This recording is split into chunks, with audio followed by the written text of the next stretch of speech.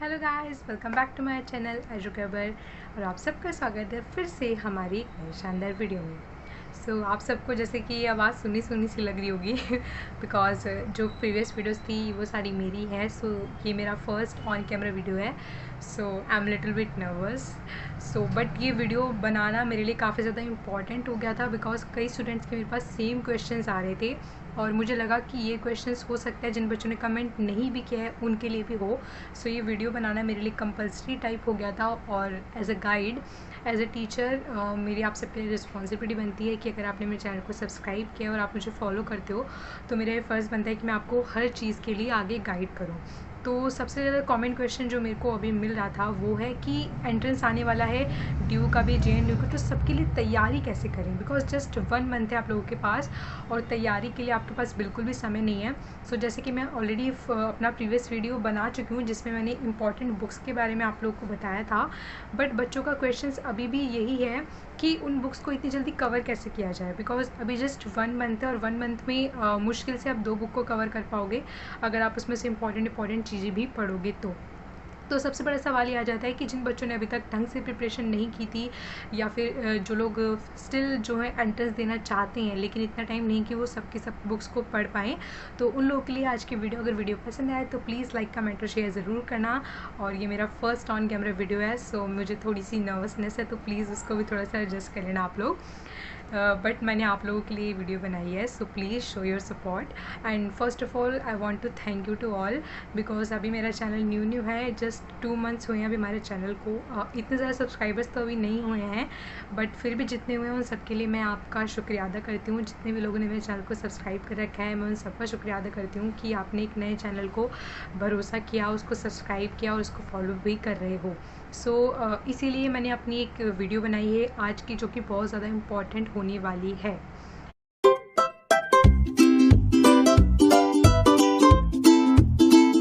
आज की इस वीडियो में मैं आपको कुछ टिप्स एंड ट्रिक्स बताने वाली हूँ जो आपको पसंद है तो प्लीज़ अपने दोस्तों के साथ भी शेयर करना।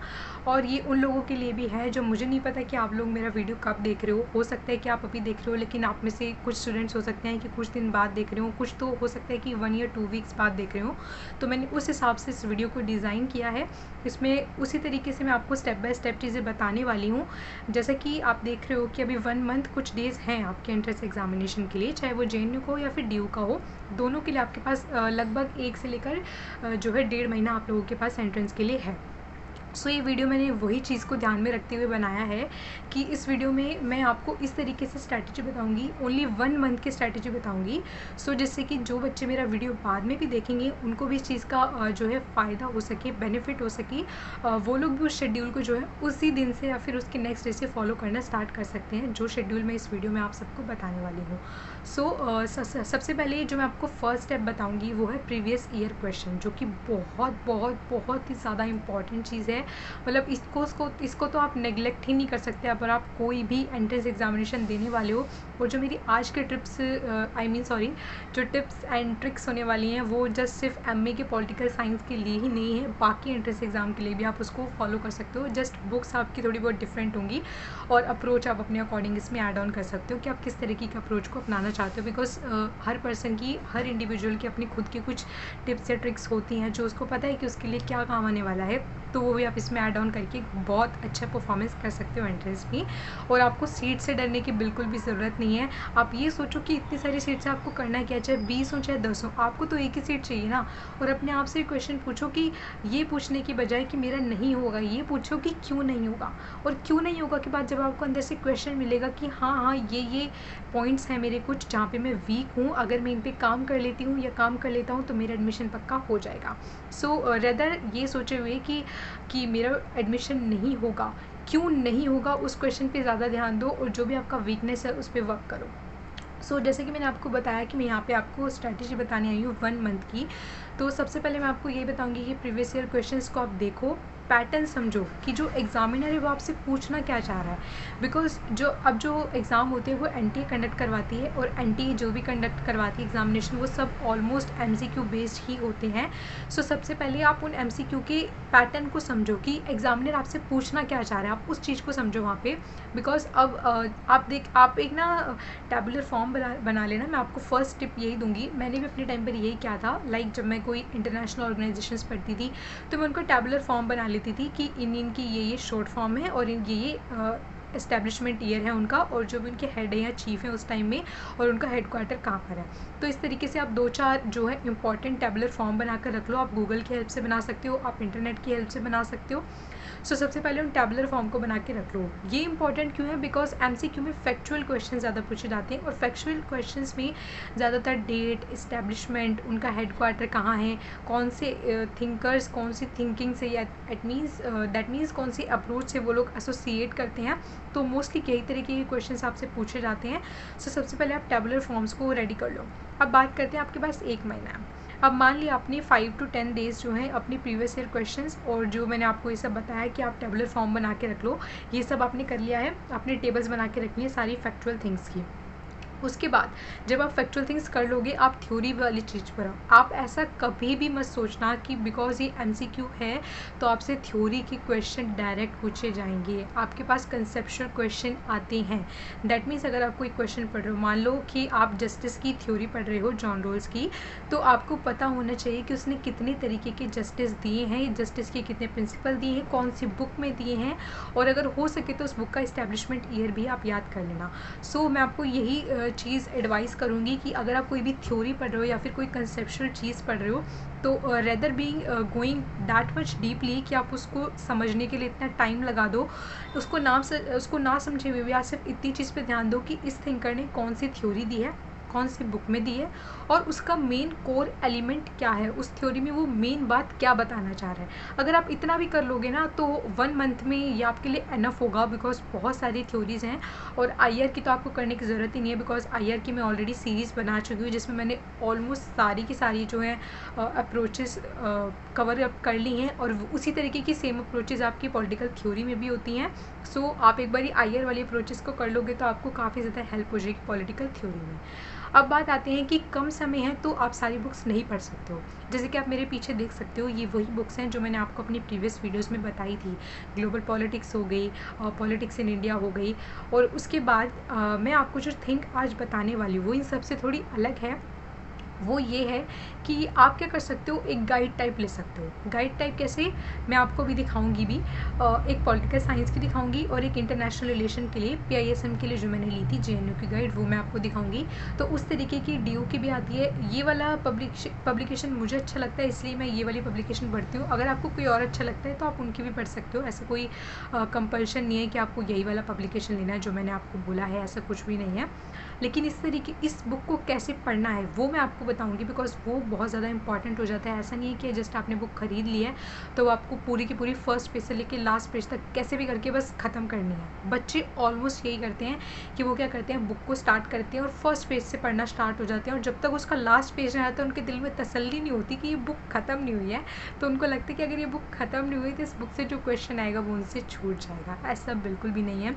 स्मार्ट स्टडी और hard work, that means smart work और हार्ड वर्क में यही डिफरेंस होता है। स्मार्ट वर्क वाले नपी तुली चीज़ें करते हैं, क्वांटिटी के ऊपर ना जाते हुए वो क्वालिटी पे फोकस करते हैं, आई मीन क्वालिटी पे फोकस करते हैं। तो आप लोगों के भी कम समय में क्वांटिटी पे फोकस नहीं करना है, क्वालिटी पे फोकस करना है। मैं आपको वो दोनों बुक अभी दिखा देती हूँ कि मैं किन बुक्स के बारे में आपसे बात कर रही हूँ। सबसे पहले मैं जो आपको आज की फर्स्ट बुक मेरी दिखाने वाली हूँ वो है ये। आई थिंक पता नहीं आपको लोगों को पूरे ढंग से दिख रही होगी या नहीं दिख रही होगी, मैं आपको फिर भी दिखा देती हूँ। ये वाली आई थिंक शायद थोड़े से उल्टे लेटर नज़र आ रहे होंगे may be, but I don't know. Okay, so इसका जो डिस्क्रिप्शन आई मीन जो बाइंग का डिस्क्रिप्शन लिंक है वो भी मैं आपको डिस्क्रिप्शन में दे दूँगी। इसका बाइंग का लिंक आप जाके इसको डायरेक्टली परचेज़ भी कर सकते हो, वरना आपको किसी सेलर से अच्छे रेट पे मिल रही हो तो वहाँ से भी ले सकते हो। सो ये फर्स्ट बुक है जो मैं आपको बताना चाहूँगी, जो है एमए के लिए आर गुप्ता की बुक है। काफ़ी ज़्यादा अच्छी है। ऐसा नहीं कहूँगी कि पूरा इसी पे रिलाई होना है, बट कम समय के लिए अच्छी है आप लोगों के लिए। कुछ ना से बोलते हैं ना वो something is better than nothing, तो ये उसी टाइप की कुछ बुक है। तो लेकिन आपको ऐसा नहीं है कि आपको पूरा गाइड पे फोकस रखना है, आपको गाइड पे फोकस नहीं करना है, आपको पहले बाहर से चीज़ें करनी है कि आप कितनी चीज़ें बाहर से कर सकते हो, देन इसको लास्ट में पकड़ना। ओके मैं आपको एक और बुक दिखाती हूँ IR की। ये आर गुप्ता की अगेन बुक है JNU की, जो IR के लिए I mean politics with specialisation in international relations के लिए मैंने इस बुक को रेफ़र किया था। तो आप भी इस बुक को रेफ़र कर सकते हो। और इस तरीके की बुक जो है वो ड्यू के लिए भी आती है, जामिया के लिए भी आती है। जामिया का तो अभी जस्ट आ गया है, 9 तारीख को उनका एंट्रेंस है, तो आप उसके लिए तो ये पूरी की पूरी अप्रोच नहीं फॉलो कर पाओगे। लेकिन DU का और JNU का सितंबर में है, तो तब तक आप ये चीज़ें कर लोगे। तो मैं आपको बोलना चाहूँगी आप ऐसे करो कि सब्जेक्ट वाइज डेज़ को डिवाइड करो। ओके जैसे मान लो आज आपको पॉलिटिकल थ्योरी करनी है, बच्चे क्या करते हैं कुछ भी उठा के पढ़ लेते हैं, बिकॉज लास्ट मंथ में वो इतना पैनिक हो जाते हैं कि वो कहीं से भी कुछ भी उठा के पढ़ने लग जाते हैं। आपको ऐसा बिल्कुल नहीं करना है। जस्ट एक 1 मंथ का शेड्यूल बनाओ। मैं आपको ये नहीं कह रही कि पूरे दिन का 1-1 घंटे का टाइम टेबल बनाओ, बिकॉज वो मुझसे भी फॉलो नहीं होता। मैं आपकी बात समझ सकती हूँ, जिनसे फॉलो हो जाता है वो वेल एंड गुड, बहुत अच्छी बात है अगर आपसे टाइम टेबल फॉलो हो जाता है, मुझसे तो नहीं होता। लेकिन मैं आपसे बोलूँगी अगर आप day wise time table follow नहीं कर पाते हो तो प्लीज़ एक मंथ का शेड्यूल बनाओ। ऐसे करना जैसे कि आप पहले देखो कि आपको कौन सी चीज़ ज़्यादा आपको मार्क्स ला सकती है। जैसे कि अगर आप पॉलिटिकल साइंस का एग्ज़ाम देने जा रहे हो तो उसके लिए जो first and most important thing हो जाती है वो है पॉलिटिकल थ्योरी। पॉलिटिकल थ्योरी से आपको बहुत ज़्यादा क्वेश्चन आते हैं, जिसमें आपकी सारी की सारी थ्योरीज आ जाती हैं, पोस्ट मॉडर्निज्म वगैरह और क्लासिकल लिबरलिज्म, मॉडर्न लिबरलिज्म, ये सारी की सारी चीज़ें, फेमिनिज्म वगैरह आ जाती हैं। तो सबसे पहले आपको थ्योरीज़ करनी है, और OP गाबा उसके लिए मैंने आपको बेस्ट बताई थी। लेकिन मैं आपको बोलूँगी कि अगर आपके पास OP गाबा के लिए जो मैंने आपको बुक बताई थी OP गाबा पढ़ने के लिए आपके पास टाइम नहीं है, तो आप इन गाइड्स को रेफ़र कर सकते हो जो मैंने आपको दिखाई अभी। इनमें आपको जो है सिलेबस वाइज, कंटेंट वाइज आपको दिख जाएगा। एक कंटेंट पूरा पॉलिटिकल थ्योरी का दिख जाएगा, देन एक पूरा political I mean politics in India का दिख जाएगा, एक पूरा कंटेंट आपको IR का दिख जाएगा। तो इस तरीके से इसमें सेक्शन वाइज दे रखे हैं। जिन बच्चों के पास अभी बहुत ज़्यादा कम टाइम है तो उनके लिए बेस्ट चॉइस रहेगा। और सबसे पहले जो, जैसे कि मैं आपको बार बार बता रही हूँ कि आप डेज़ डिवाइड कर लो। जैसे कि मान लो आपको 5 दिन पॉलिटिकल थ्योरी को देना है, तो वो 5 दिन आप पूरे पॉलिटिकल थ्योरी को दो। और ऐसा मत करो कि आपको 5 दिन लगातार लग के वो पॉलिटिकल थ्योरी पढ़नी है, ऐसे में बच्चा फ्रस्ट्रेट हो जाता है। उसका कोई फ़ायदा नहीं होगा। ऐसा करना जैसा कि मैं करती हूँ। मैं क्या करती हूँ कि अगर मैं किसी एक चीज़ से बार बार बोर हो जाती हूँ तो मैं कोई मॉक टेस्ट अटैम्प्ट कर लेती हूँ या कोई क्वेश्चंस अटैम्प्ट कर लेती हूँ बीच में, जिससे कि मेरा जो है ध्यान भटक जाए और मेरा माइंड थोड़ा सा फ्रेश हो जाए। तो आप भी इस स्ट्रेटेजी को अपना सकते हो। आप लोग क्या करना, जैसे कि आप पॉलिटिकल थ्योरी को 5 दिन दे रहे हो, तो 5 दिन देते देते आप दिन में पॉलिटिकल थ्योरी पढ़ना, एंड लास्ट में आप क्या करना, रात के टाइम पे कोई मॉक टेस्ट अटेंड कर लेना, या फिर इन गाइड्स में आपको जैसे कि आप पॉलिटिकल थ्योरी का एक पूरा सेशन खत्म हो रहा है, लास्ट में उसके कुछ क्वेश्चन दे रखे हैं और काफ़ी सारे MCQ हैं, छोटे मोटे भी नहीं है। आई थिंक एक सेक्शन में 200 से 300 तक तो हैं ही हैं, और 1 मंथ के लिए आपके लिए काफ़ी, अगर आपको एक सेक्शन में 2 से 300 तक आपको MCQ देखने को मिल रहे हैं, और सारे मिला के ऑलमोस्ट आपके पास 1000 अबव MCQ हो जाएंगे अगर आप एक पूरी गाइड के MCQ कर लेते हो। अगर आप एक चीज़ करने में बोर हो रहे हो तो ऐसे कर लो कि उस चीज़ को पढ़ो देन उसके MCQ लगाओ, उस चीज़ को पढ़ो देन उसके MCQ लगाओ।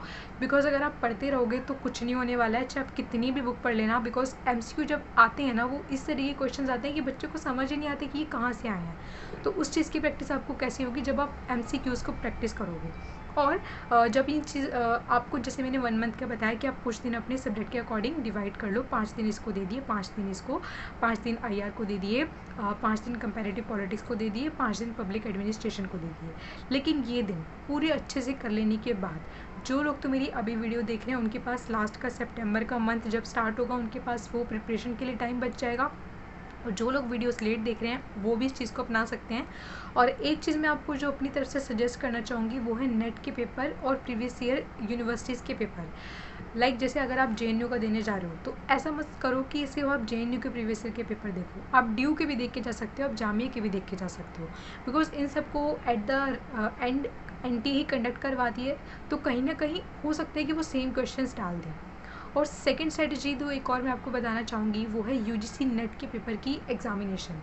मतलब आपको UGC के नेट के पेपर, जो प्रीवियस ईयर के पेपर हैं, वो आपको नेट पे ऑलरेडी आसानी से अवेलेबल हो जाएंगे। अगर नहीं भी होते तो आप मुझे टेलीग्राम पे मैसेज कर देना, 1-2 जो भी मुझे मिलेंगे मैं आपको वो फॉरवर्ड कर दूँगी। सो नेट के पेपर प्रैक्टिस करने से क्या फ़ायदा होगा? आप में से काफ़ी लोगों को बच्चे को लगेगा कि हम तो एमए का एंट्रेंस देने जा रहे हैं, तो नेट का क्या सवाल बनता है यहाँ पर? वो इसलिए कि इन सबको एनटीए कंडक्ट करवाती है, और मैंने खुद देखा है, मैंने नेट के पेपर भी सॉल्व करे हैं, जेएनयू के भी करे हैं, ड्यू के भी करे हैं, सबके करे हैं। सो मैंने ये चीज़ देखी है कि ऐसा कुछ भी नहीं है कि आप नेट का पेपर देने जा रहे हो तो आपका लेवल इतना हाई हो जाएगा कि आपकी एमए के एंट्रेंस से वो क्वेश्चन मैच नहीं करेंगे। ऑलमोस्ट 50 to 60% सारे के सारे questions theory related, thinker related सब आपको सेम मिलेंगे। सो अगर आपके पास कम समय है तो आप 1-2 दिन प्लीज़ नेट के पेपर्स भी ज़रूर देखना प्रीवियस ईयर के आंसर कीज़ के साथ, और उसके साथ फिर एमए के जो प्रीवियस ईयर के एंट्रेंस हैं उनको एनालाइज़ करना कि इन दोनों में क्या सिमिलैरिटीज़ हैं और कौन सी चीज़ें आपको ज़्यादा मार्क्स फेच कर रही हैं। जैसे कि मैंने आपको बताया कि पॉलिटिकल थ्योरी तो आपको करनी ही करनी है। देन आईआर में आपको हो गया जैसे कि आपको सारे के सारे ऑर्गेनाइजेशन करना है, जैसे कि यूएनओ है, यूएनओ को आपको सबको एक एक चीज़ आपको रटी होनी चाहिए कि उसका हेडक्वार्टर कहाँ पर है, उसकी एजेंसीज कौन सी हैं, उसका इस्टेब्लिशमेंट कब हुआ, गेट था तो गेट का प्रीवियस जो नेम था गेट वो कब पड़ा, डब्ल्यूटीओ वो कब बना, उसके बाद आपका आसियान आ जाता है, सार्क आ जाता है, ब्रिक्स आ जाता है, तो संघाई कॉरपोरेशन हो जाता है, और अफ्रीकन यूनियन हो जाता है। तो इन सब के बारे में आप जितना हो सकता है उतनी फैक्चुअल इन्फॉर्मेशन लेके एक टेबुलर फॉर्म बना लो। मैं ये नहीं कह रही कि आप पूरे के पूरे ऑर्गेनाइजेशन को निकाल के पढ़ो, बिकॉज इतना टाइम नहीं है आप लोगों के पास, है ना। लेकिन मैं आपको बता रही हूँ कि ये कुछ ऐसी चीज़ें हैं जो आपकी 1 से 2 दिन में काफ़ी सारी कवर हो सकती हैं इन अ टेबुलर फॉर्म। सो आप इन सब की टेबल बना लो, ये मैं आपको गारंटी दे रही हूँ, ये आपकी 1 से 2 दिन में ढंग से कवर हो जाएंगी। सो एटलीस्ट आपके 15 to 20 क्वेश्चन अगर फैक्चुअल बेस डायरेक्ट डेट से आते हैं, डायरेक्ट इस्टेब्लिशमेंट से आते हैं, डायरेक्ट किसी पर्सन के बारे में आते हैं, सो वो आप बिल्कुल भी गलत नहीं करके आओगे अगर आप मेरी बात मानोगे तो। और अगर मैं ये वीडियो में बहुत सारी चीज़ें बताने की तो वीडियो काफ़ी लंबी हो जाएगी, बिकॉज मैं तो आपको बताती जाऊँगी लेकिन उतना समय है नहीं अभी कि आप मेरी सारी बातों को फॉलो कर पाओ। और अदर देन बेस्ट मोटिवेशन जो होता है वो सेल्फ मोटिवेशन होता है मेरे अकॉर्डिंग।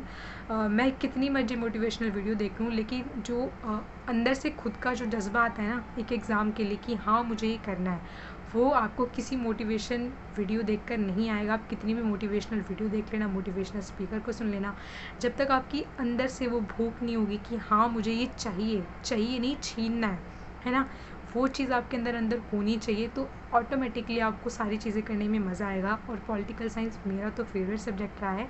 अगर आपको भी मज़ा आता है तो आपको पढ़ने में बिल्कुल बोरिंग नहीं लगेगा। जिस तरीके से मैंने आपको स्ट्रैटेजी बताई है वो स्ट्रैटेजी फॉलो करो, और पेपर से एग्ज़ाम से कुछ दिन पहले नई चीज़ों पे बिल्कुल मत जाना। कभी सोचो ये भी छूट गया, वो भी छूट गया, मैं इसको भी कर लूँ, वो भी कर लूँ, बिल्कुल मत करना। मैं आपको ये बार बार कहूँगी, मैंने कई बच्चों को कमेंट में ही बताया है कि ज़्यादा सोर्सेज पर मत जाओ। ज़्यादा सोर्सेज पर जाने से बच्चा सिर्फ भटकता रह जाता है और वापस उसी जगह पर आ जाता है जहाँ से वो गया था। ये इंटरनेट एक पहेली की तरह है कि जहाँ से आप घूमोगे आप वहीं पर वापस आ जाओगे 10 चीज़ों को छानने के बाद। ठीक है, तो ये चीज़ मैं आपको पहले से बताना चाहती हूँ कि आपको बाद में रियलाइज़ हो, तो मैं आपको पहले से बता देती हूँ कि 10 चीज़ों पे मत भागो। कुछ सोर्सेज़ को जो अच्छे लगे आपको 1-2 दिन दो बस सोर्सेज़ को ढूंढने के लिए, फिर उन्हीं सोर्सेज़ पे आप स्टिक रहो और उन्हीं को फॉलो करो। और लास्ट में जब कुछ दिन बचेंगे लाइक 10 to 15 डेज़, तो कुछ भी आपको नया स्टार्ट नहीं करना है, सिर्फ और सिर्फ रिवीजन करनी है जितनी ज़्यादा हो सके। As much as you can do revision and do mock test and do MCQs। ठीक है, तो इन सब चीज़ों से ही जो है आपको एंट्रेंस में काफ़ी ज़्यादा हेल्प मिलेगी। सो आज की वीडियो में सिर्फ इतना ही। अगर आपको मेरी वीडियो पसंद आई हो तो प्लीज़ इसको लाइक, कमेंट और शेयर करना। और ये मेरा फर्स्ट ऑन कैमरा वीडियो था, तो अगर थोड़ी बहुत गलतियाँ हुई हो बताने में कुछ या कुछ बोलने में, कुछ स्पेल करने में, तो उसके लिए मैं बहुत ज़्यादा माफ़ी हूँ। I am really sorry from the depth of my heart, because ये मेरा फर्स्ट ऑन कैमरा वीडियो था, तो I was bit nervous about that. But आज के लिए सिर्फ इतना ही, और मिलते हैं आपसे नेक्स्ट वीडियो में ही। और बाकी सारी प्रॉब्लम्स के लिए मैं तो हूँ ही, आप जब मर्जी चाहो मुझसे टेलीग्राम पे पूछ सकते हो। आपको कोई भी प्रॉब्लम हो किसी भी चीज़ के रिगार्डिंग, किसी भी टाइम पर आप मुझसे पूछ सकते हो, कमेंट भी कर सकते हो, टेलीग्राम पे भी पूछ सकते हो। सो बाय, आज की वीडियो में सिर्फ इतना ही, मिलते हैं आपसे नेक्स्ट वीडियो।